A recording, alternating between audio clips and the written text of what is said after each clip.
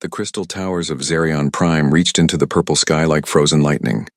Inside the largest tower, 12 different alien races sat around a floating table that hummed with energy. The air smelled of ozone and fear, though none of the council members would admit to being afraid of anything, especially not the young species from the third planet of an unremarkable yellow star. Council leader Zix Thala stood at the center of the room. Her ethereal body flickered between solid and transparent as emotions moved through her. The other council members watched her with their various eyes, sensors, and perception organs. Some had tentacles instead of arms. Others floated in small clouds of gas. A few looked almost human, but with skin that changed colors like mood rings. "The humans have gone too far," Zix Thala said, her voice carrying across the room without needing to travel through air. "In 50 short years since we made contact with them, they have caused nothing but problems. They refuse to follow our rules. They ask questions that should not be asked. They treat all species as equals when clearly some are meant to serve others." The representative from the Corvin Empire, a creature that looked like a walking tree, made of metal, clicked its branches together in agreement. "My traders report that humans will not accept the established trade rates. They insist on negotiating every deal as if they have equal standing with superior civilizations." "Worse than that," added the Velian delegate, a being of pure thought housed in a crystalline shell. "They have been teaching inferior species to read and write. They share technology freely. They act as if knowledge belongs to everyone." Zix Thala's form solidified as her anger grew stronger. "Most disturbing of all, they have begun to investigate the histories of species that are no longer with us. Dr. Kevin Walsh of their scientific community has been asking uncomfortable questions about why certain civilizations simply vanished from galactic records." A heavy silence fell over the council chamber. The 12 races that sat around the table were not just allies. They were survivors. Over the past 10,000 years, 43 other intelligent species had been deemed unsuitable for galactic civilization. Those species were now extinct, their worlds empty, their names erased from official records. The surviving 12 had learned to follow the rules, accept their assigned roles, and never question the natural order of galactic hierarchy. Humans were different. Humans did not seem to understand that some questions were not meant to be asked. This Nexari Queen speaker, a pale creature with too many joints in her arms, made a sound like breaking glass. "The hive mind has analyzed human behavior patterns. They show clear signs of the same defiance that marked the Kalani before their correction, and the Threx, and the Mordian Collective." "Then we all agree," Zix Thala said. "Humanity must be given the same choice we have offered to all species who refuse to accept galactic order. Join us properly or be removed." The vote was unanimous, as it always was when the council made these decisions. 12 races representing trillions of beings agreed that one small species on one small world needed to be taught their place in the universe. If they could not learn, they would be eliminated. 3 billion light-years away, Captain Jake Morrison stood on the bridge of the UES Defiant, humanity's first deep space exploration vessel. The ship was not impressive by galactic standards. It was built from Earth materials using Earth technology, which made it primitive compared to the crystal ships of the Ethereals or the biomechanical vessels of the Nexari. But it was human, and that meant something to the crew who operated it. "Captain," said Communications Officer Lisa Park, "we're receiving a priority transmission from the Galactic Council. The signal is coming through on all frequencies." Jake nodded to her. "Put it through." The main screen flickered and Zix Thala's shifting form appeared. Her message was brief and direct, delivered in perfect English that somehow managed to sound condescending even through the translation matrix. "People of Earth," she said, "the Galactic Council has reviewed your species' behavior since first contact 50 years ago. We have concluded that humanity is not ready for full membership in galactic civilization. You have 6 standard months to make the following changes to your society. First, you must accept the established hierarchy that places your species in the servant class below the 12 council races. Second, you must cease all unauthorized research into galactic history. Third, you must surrender all colonies and deep space vessels to council oversight. Fourth, You must submit your entire population to behavioral modification procedures that will make you more suitable for civilized society. The transmission continued, but Jake stopped listening. He had heard enough ultimatums in his military career to recognize one when it came. The alien was giving humanity a choice that was not really a choice at all. If you refuse these reasonable requirements, Zixthala concluded, the Council will be forced to take corrective action. You have 6 months to comply. This message will not be repeated. The screen went dark. Jake looked around his bridge at the faces of his crew. They were all thinking the same thing he was thinking, but Lieutenant Commander Sam Torres was the first to say it out loud. They want us to become slaves or die, he said. That about sums it up, Jake replied. He pressed the communications button that would connect him directly to Earth Command. This is Captain Morrison of the UES Defiant. Patch me through to Admiral Lisa Carter immediately. Priority Alpha. It took several minutes for the connection to Earth to establish. When Admiral Carter's face appeared on the screen, Jake could see that she had already received the same message. Jake, she said without preamble, how fast can you get back to Earth? We need every ship and every experienced crew member for an emergency session. President Maria Santos is calling together everyone who has dealt with alien contact. We can be there in 8 days if we push the engines, Jake replied. Do it, Carter said. And Jake, start thinking about what we're really dealing with here. This isn't just about following their rules. Something tells me there's more to this story. Jake was already thinking the same thing.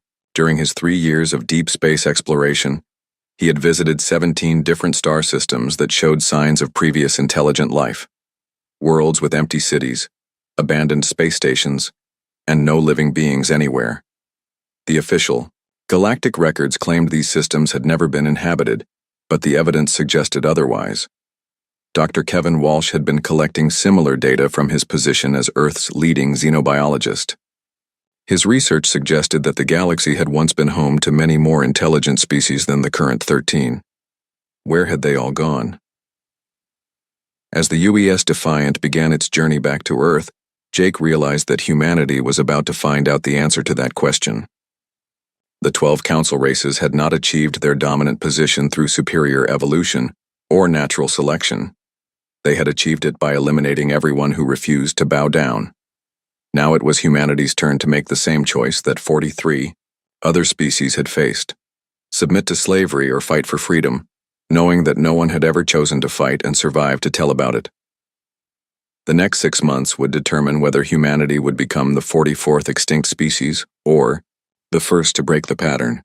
6 months later, the Zephyrian Armada dropped out of hyperspace at the edge of the Sol system like a swarm of deadly jewels. Admiral Kethmore stood on the bridge of his flagship, the Eternal Storm, watching the primitive human star system spread out before him on tactical displays.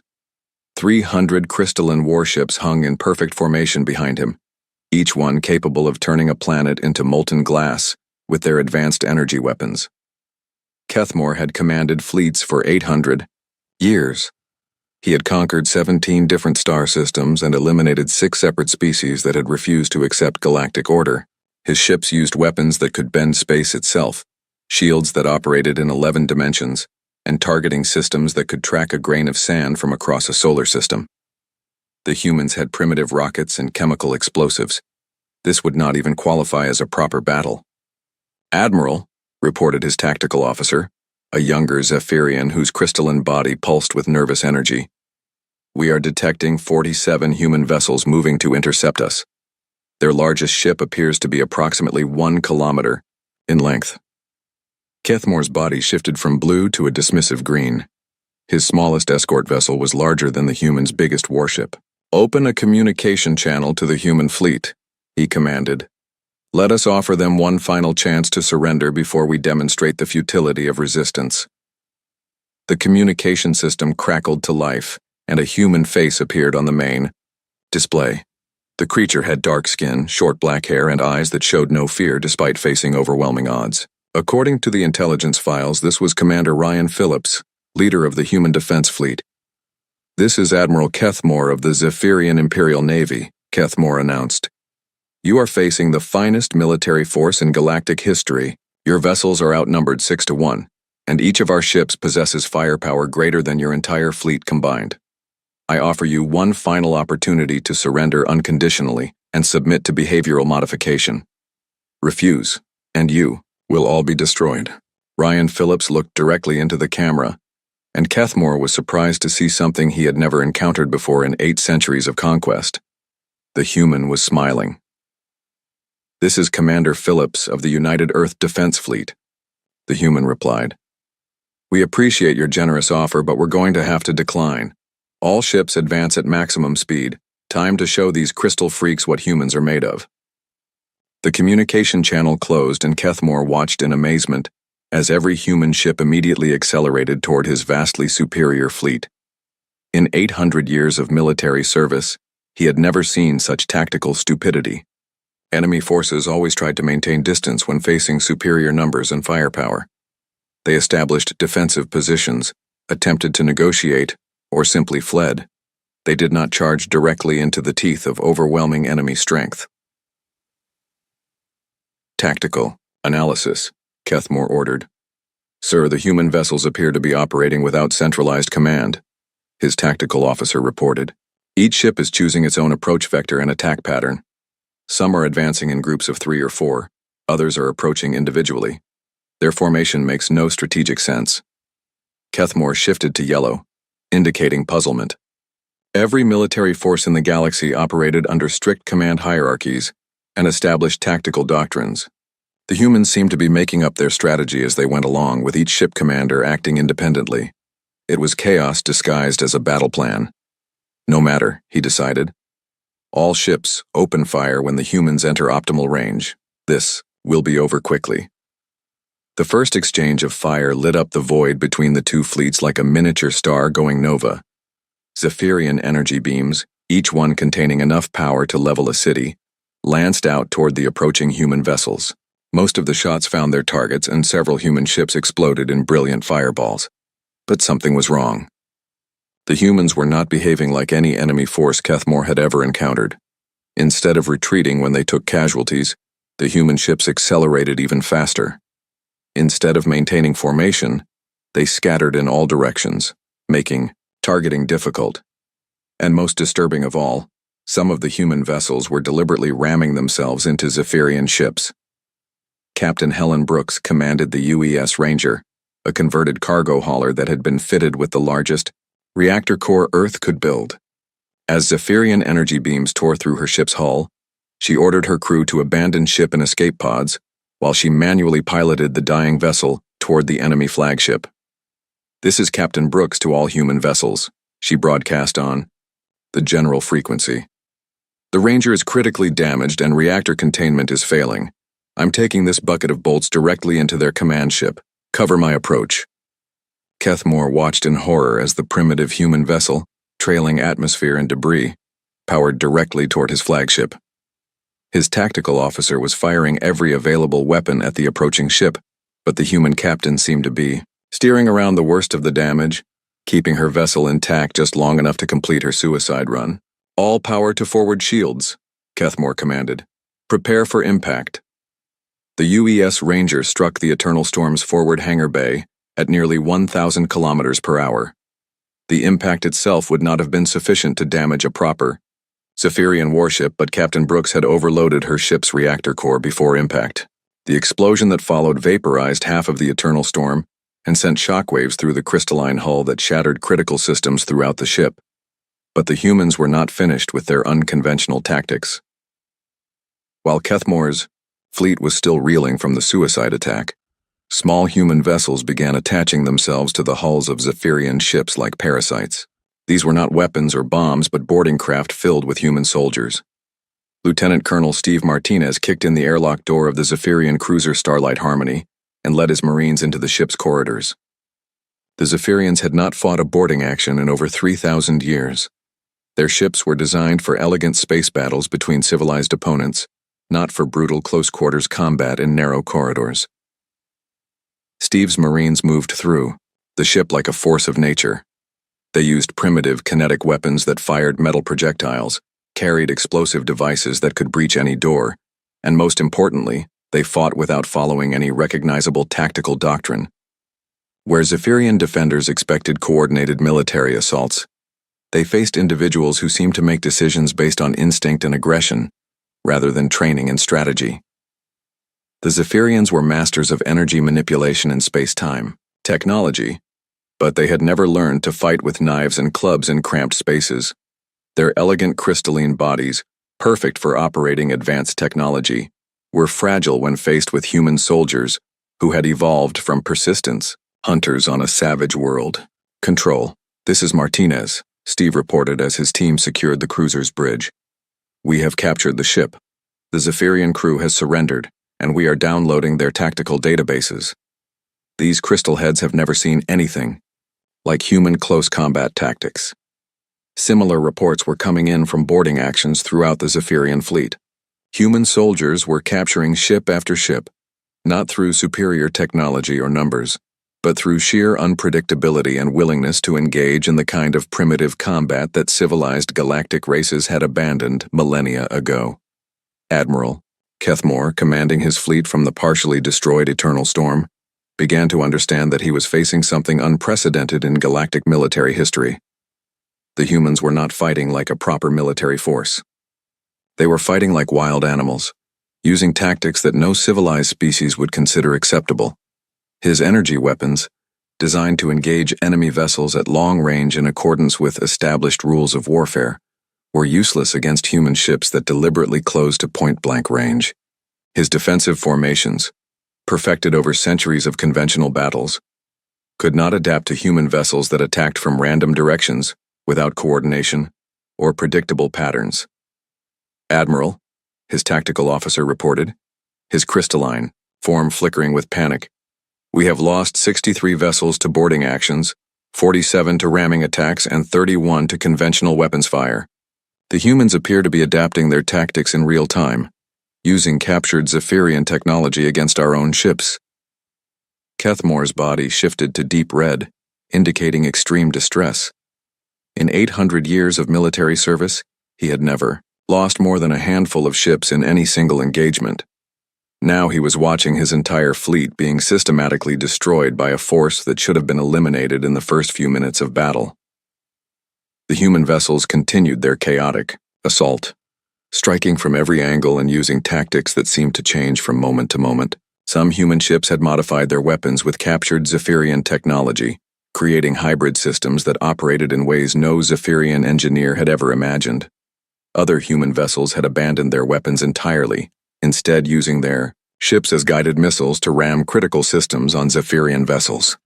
The news of the Zephyrian Armada's complete destruction spread through galactic communication networks like wildfire.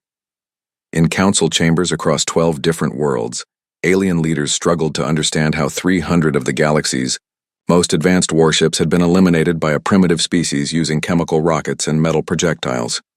Queen Commander Vex Hera of the Nexari Collective received the battle reports while floating in her biomechanical command sphere above the hive world of Nexus Prime. Unlike the other council races, the Nexari did not rely on individual genius or advanced technology for their military superiority. They were a hive-minded species, 2 billion individuals connected by quantum-entangled neural networks that allowed perfect coordination between every soldier, ship, and weapon system. Where the Zephyrians had failed through overconfidence in their technology, the Nexari would succeed through overwhelming numbers and flawless tactical coordination. No force in galactic history had ever defeated a properly organized Nexari swarm. "The hive mind has analyzed all available data from the Zephyrian engagement," announced Vex Hera to her assembled war leaders. Her voice resonated through the biomechanical structures of the command chamber, carrying the combined thoughts of billions of connected minds. The humans achieved victory through chaotic tactics and unpredictable behavior patterns. The Zephyrians were defeated because they expected conventional military responses. Sub-Commander Kex Thul, a pale creature with too many joints in his elongated limbs, pulsed agreement through the hive mind network. The humans appear to operate without central command structure. Each vessel acted independently, making tactical decisions without coordination with other units.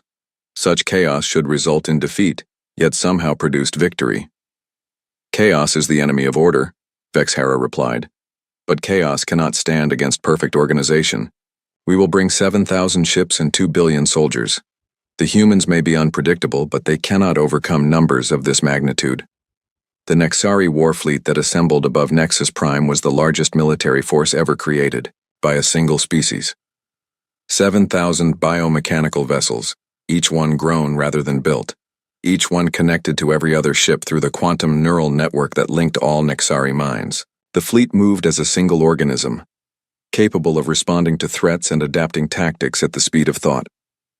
When the Nexari Armada dropped out of hyperspace at the edge of the Sol system, they came not in formation, but as a living cloud of ships that shifted and moved like a school of metallic fish. Every vessel was in perfect communication with every other vessel, creating a coordination level that no other species could match. General Amy Rodriguez watched the approaching fleet from her command center on Luna. Earth's moon had been converted into a massive military installation following the Zephyrian attack, with weapon systems, communication arrays, and defensive positions covering every square kilometer of the lunar surface. Tactical assessment, Amy ordered her staff. 7,000 ships, General, reported Colonel Dan Cooper, her senior intelligence officer. Each vessel appears to be approximately 2 kilometers in length, with biomechanical construction that makes damage assessment difficult. They're moving in a coordinated pattern that changes every few seconds. Amy studied the tactical displays showing the approaching Nexari fleet. Unlike the rigid formations used by the Zephyrians, the Nexari moved like a living thing, constantly shifting and adapting their positions. It was beautiful in a terrifying way, like watching a predator stalking its prey. They're expecting us to fight them the same way we fought the Zephyrians, Amy realized. Chaotic tactics, independent ship actions, unpredictable strategies. But if they're adapted to counter chaos, maybe what we need is something different. She activated the communication system that connected her to every human military commander in the solar system. This is General Rodriguez. All units prepare to implement Protocol Chaos, but this time we're going to do it backwards. Protocol Chaos had been humanity's response to superior alien technology, abandon conventional tactics and fight unpredictably. But the Nexari were expecting unpredictability. They had evolved to counter it. Captain Joe Turner commanded the UES, Vengeance, one of 50 human vessels that had survived the Zephyrian engagement and been refitted with captured alien technology. His ship now carried energy weapons that could punch through crystalline armor and shield generators that operated in multiple dimensions. All ships, this is Turner, he broadcast on the fleet frequency. New orders from General Rodriguez. We're going to fight these bugs exactly the way they don't expect us to fight them. Form up in standard battle formation and advance according to the manual. For the first time in human military history, Earth's defense fleet organized itself into the kind of rigid tactical formation that every military academy in the galaxy taught as the proper way to conduct space warfare. Ships arranged themselves in precise geometric patterns, maintained exact distances from each other, and prepared to engage the enemy according to established doctrinal principles. The Nexari hive mind detected the human formation change immediately. Queen Commander Vexhara felt the collective confusion of 2 billion linked minds as they processed this unexpected development. The humans are organizing, Sub-Commander Kexthol reported through the neural network. They have abandoned their chaotic tactics and adopted standard galactic military formations. Impossible, Vexhara replied. The hive mind analysis indicates that humans lack the neural connectivity required for proper tactical coordination.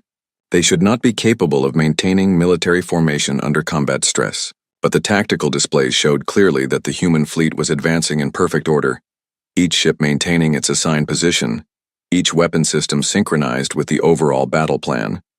It was exactly the kind of coordinated military response that the Nexari had evolved to defeat. The engagement began with both fleets firing at maximum range according to established galactic warfare protocols. Nexari bioships launched living projectiles that could track targets and adapt to defensive measures. Human vessels responded with captured Zephyrian energy beams and kinetic projectiles fired in carefully calculated patterns. For the first time in the war, the battle looked like a proper military engagement between two organized forces. Ships maintained formation, commanders issued orders through established channels, and tactical decisions were made according to strategic doctrine rather than individual inspiration. The Nexari hive mind began to relax as familiar patterns emerged. This was the kind of warfare they had been designed to win. Their perfect coordination would gradually overwhelm the humans' inferior numbers and technology. Then Captain Joe Turner's ship broke formation and began broadcasting surrender signals, while simultaneously laying mines in the approach vector where Nexari vessels would pass. When they moved to accept the surrender, the hive mind detected the surrender broadcast and immediately began adapting formation to capture the surrendering human vessel. But the surrender was false, and when the Nexari ships entered the mine area, their biomechanical hulls were torn apart by explosions. Deception tactic, Vexhera announced through the network. The humans are attempting to confuse our response patterns through false information. But even as the hive mind adapted, to counter the deception, other human ships began implementing their own individual tactics. Some continued fighting in formation, others broke away to attack independently, and a few began ramming maneuvers similar to those used against the Zephyrians. The Nexari hive mind, evolved for perfect coordination and predictable enemy behavior, began experiencing something it had never encountered before: processing errors. The quantum neural network that connected every Nexari soldier and ship was designed to handle consistent information and coordinated responses. When faced with human tactics that constantly shifted between order and chaos, between cooperation and independence, the network began to malfunction. Sergeant Lisa Morgan led human ground forces on Mars, where the Nexari had attempted their first planetary invasion. The biomechanical landing craft that descended from orbit carried perfectly coordinated assault troops, each one linked to the hive mind and capable of responding instantly to battlefield changes.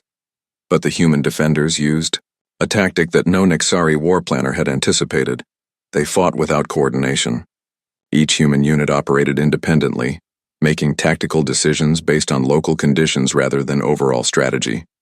Some units advanced when others retreated, some used heavy weapons while others relied on stealth, and a few abandoned conventional tactics entirely to engage in close-quarters combat.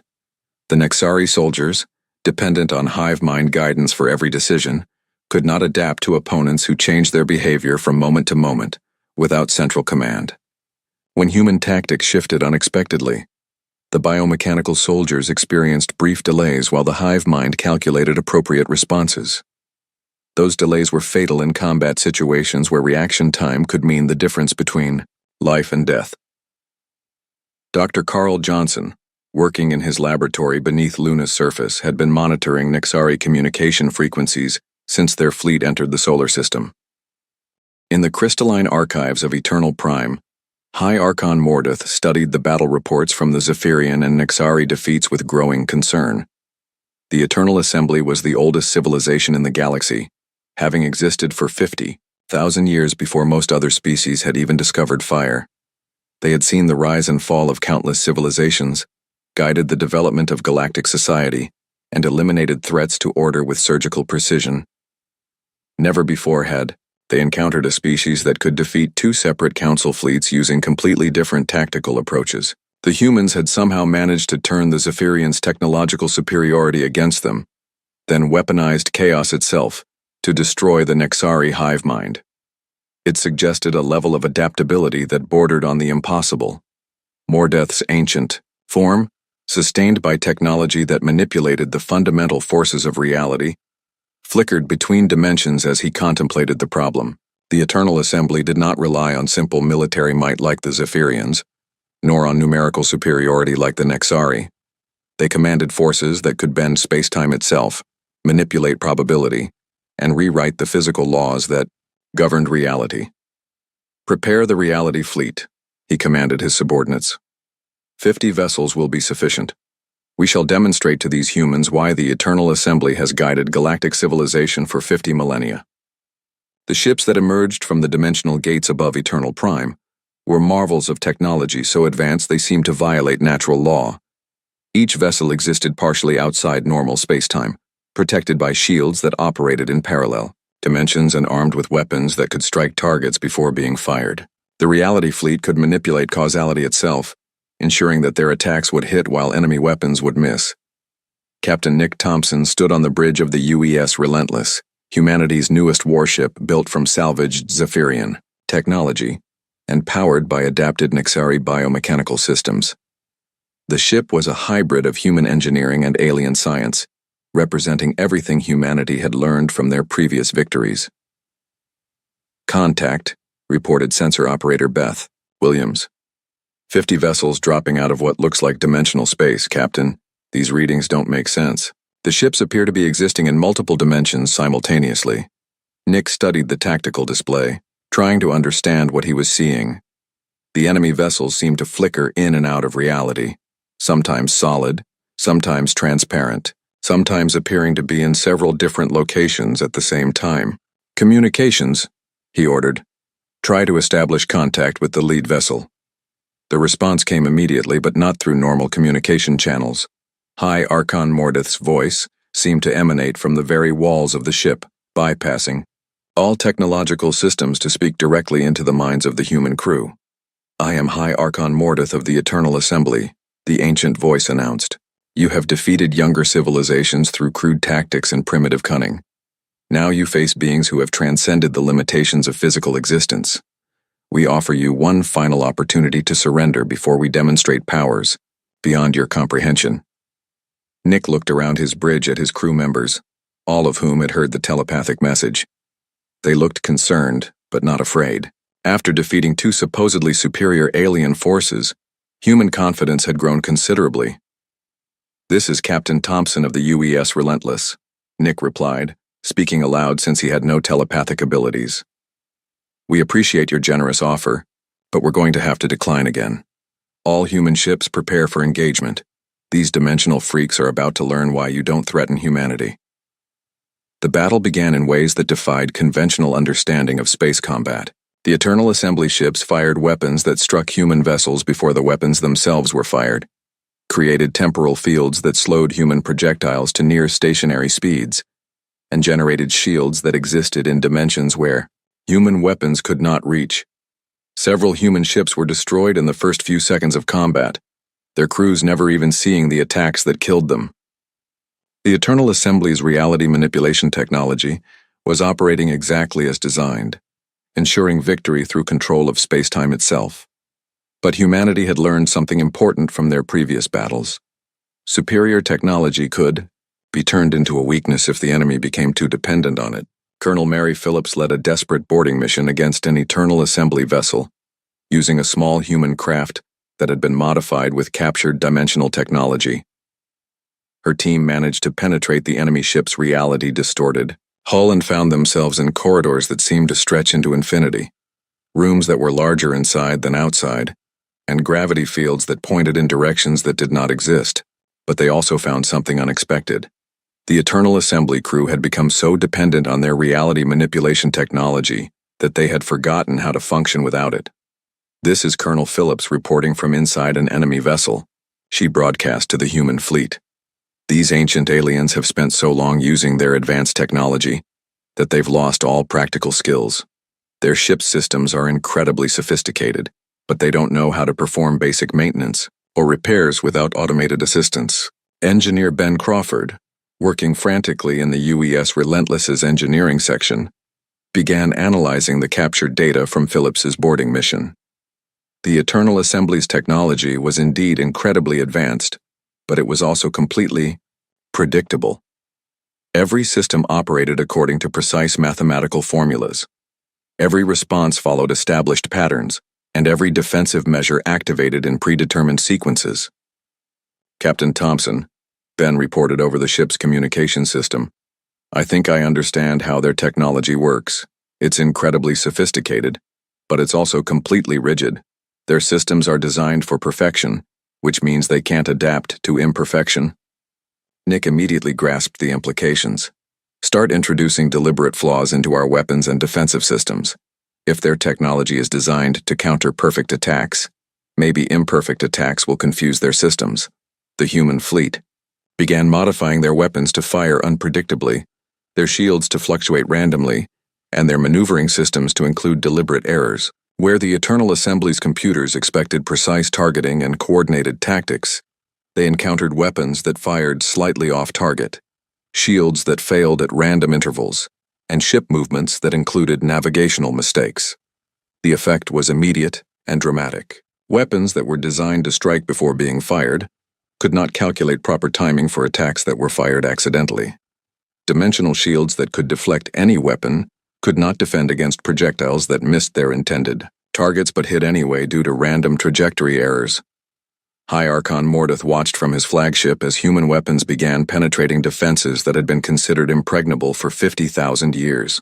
His reality manipulation systems, designed to counter every possible tactical scenario, were failing against opponents who made tactical mistakes that somehow produced successful results.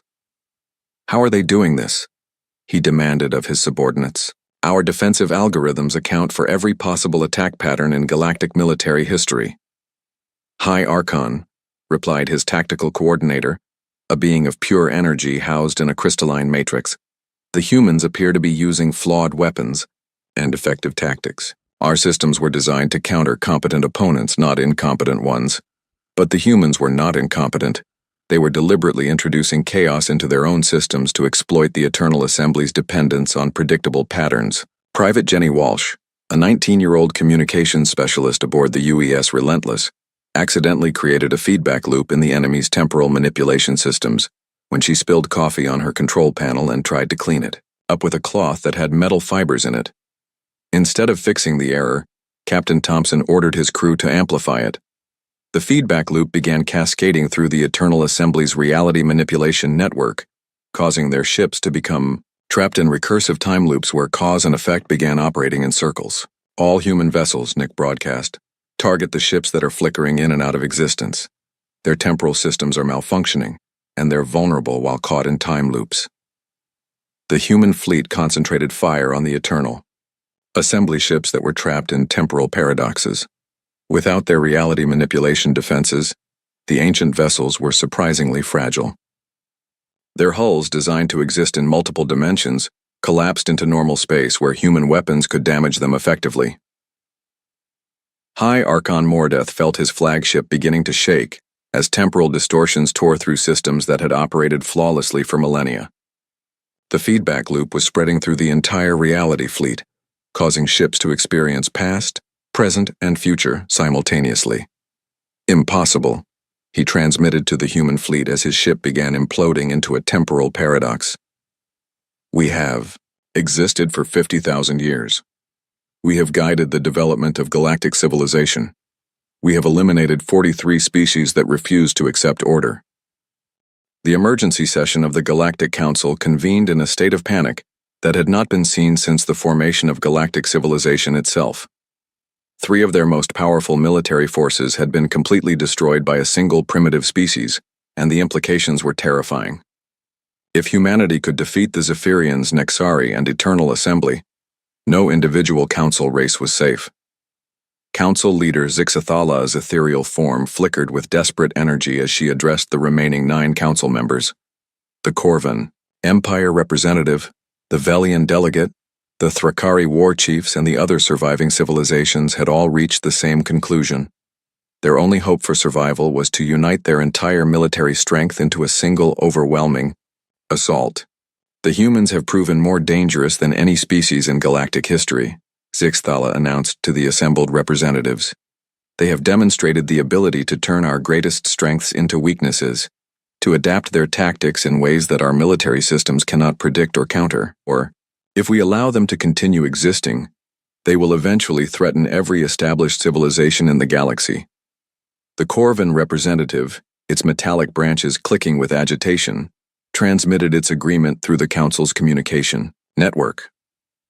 "My analysis indicates that humans represent an evolutionary anomaly. They possess technological adaptability combined with tactical unpredictability. No other species has demonstrated this combination of traits. More disturbing," added the Velian delegate, its crystalline thought matrix pulsing with concern, "the humans appear to be learning from each engagement. Their technology improved significantly between the Zephyrian and Nexari battles, and their tactical sophistication increased again during their engagement with the Eternal Assembly." Zixthala's form solidified as her determination grew stronger. "Then we must act before they become even more dangerous." I propose that we combine the military forces of all 9 remaining Council civilizations into a single fleet. 15,000 ships from 9 different species, using 9 different technological approaches commanded by a joint council of our finest military leaders.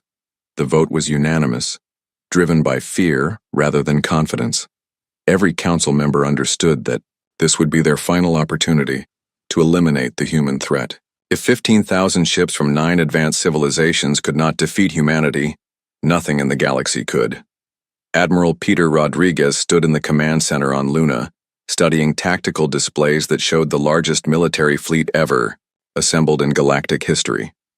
15,000 alien warships from 9 different species, each one representing the finest military technology their civilization could produce. The combined fleet stretched across several light hours of space, organized into specialized formations that highlighted each species' particular strengths. Tactical assessment, Peter ordered his staff, though he already knew the numbers were overwhelming.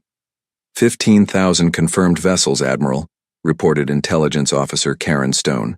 The fleet includes Zephyrian-style energy weapons, Nexari biomechanical ships with new hive mind protocols, reality manipulation technology salvaged from Eternal Assembly archives, and 6 other distinct technological approaches we've never encountered before. Peter nodded grimly. Humanity had won 3 impossible battles through superior tactics and enemy overconfidence, but this time, their opponents were not making the same mistakes. The Council fleet was organized for mutual support, with each species' strengths covering another species' weaknesses. More importantly, they were not underestimating human capabilities. Sir, added communications specialist Tony Garcia, we're receiving a transmission from the enemy fleet. It's coming from multiple sources simultaneously.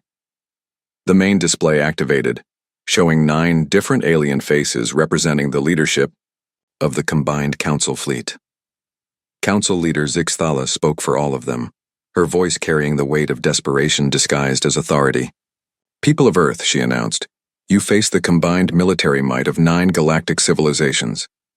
15,000 ships representing technologies developed over millions of years of advancement. You have won battles against individual Council fleets through luck and primitive cunning, but you cannot defeat the united strength of galactic civilization itself. The transmission continued, but Peter had heard enough ultimatums to recognize the fear behind the words. The Galactic Council was not attacking from a position of strength. They were attacking from terror, bringing everything they had because they knew this was their only chance to stop humanity before it became unstoppable. Prepare all available ships for combat, Peter ordered, and patch me through to every human commander in the solar system. It's time to show the galaxy what happens when you threaten humanity's freedom. The final battle began with the Council fleet approaching in a formation that represented the ultimate expression of galactic military doctrine. Ships arranged in geometric patterns that maximized defensive coverage while optimizing offensive firepower, commanded by leaders who had studied every human tactical innovation from the previous 3 engagements. But humanity had learned something crucial from their victories. The galaxy's species had become so specialized and so dependent on established doctrines that they could not truly work together. The Council fleet was not a unified force, but rather 9 separate fleets that happened to be operating in the same space. Captain Rose Martinez led a reconnaissance mission that confirmed humanity's greatest advantage. Admiral Rodriguez, she reported from her stealth ship, the enemy fleet is maintaining communication barriers between species groups. They're sharing tactical information on a need-to-know basis, and their formation patterns are based on political considerations rather than military effectiveness. Peter immediately understood the implications. The 9 Council races, despite their alliance, fundamentally did not trust each other.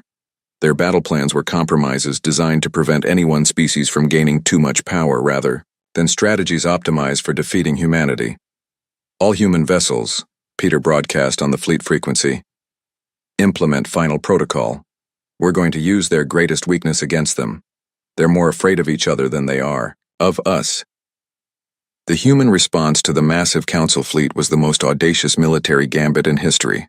Instead of organizing for defense or retreat, every human ship began broadcasting fake surrender signals while simultaneously transmitting false intelligence about secret alliances between different human factions.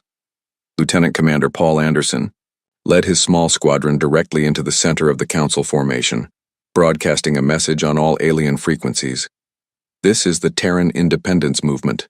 We are prepared to surrender and provide intelligence about Earth's defensive positions in exchange for favorable treatment under galactic law. The effect was immediate, and exactly what human strategists had hoped for. The 9 council races, already suspicious of each other's motives, began interpreting the human communications as evidence of betrayal within their own alliance.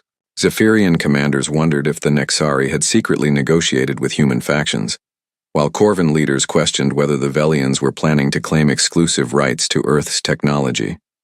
Dr. Susan Clark, monitoring the battle from Earth's surface, watched as the greatest military alliance in galactic history began destroying itself through mistrust and paranoia. Admiral Rodriguez, she reported, enemy fleet cohesion is breaking down. Individual species groups are beginning to maintain defensive positions against each other, instead of supporting coordinated attacks. The Council fleet's perfect formation, dissolved as species that had fought together for thousands of years, began suspecting each other of treachery. Ships that should have been providing mutual support instead kept defensive distances.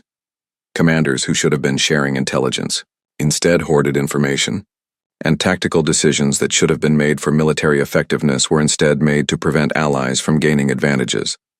Council leader Zix Thala, commanding the alliance from her flagship, watched helplessly as the united fleet fragmented into 9 separate forces.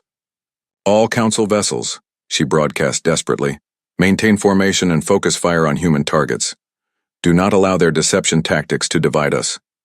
But it was too late. The fundamental mistrust between galactic species, suppressed for millennia, under the Council system had been exposed and weaponized by human psychological warfare. Each alien commander was more concerned with preventing their allies from betraying them than with defeating the human fleet. Human vessels, vastly outnumbered, but fighting an enemy that was fighting itself, began picking apart the disorganized Council forces. Ships that had seemed invincible when properly supported became vulnerable when isolated. Technologies that had been devastating in combination became manageable when separated. Captain Jake Morrison, now commanding the UES Defiant after his promotion to Fleet Admiral, led the final assault against Council leader Zix Thala's flagship. His ship had been rebuilt 3 times during the war, incorporating technology from all 3 defeated alien fleets, and represented the pinnacle of human engineering, combined with captured galactic science.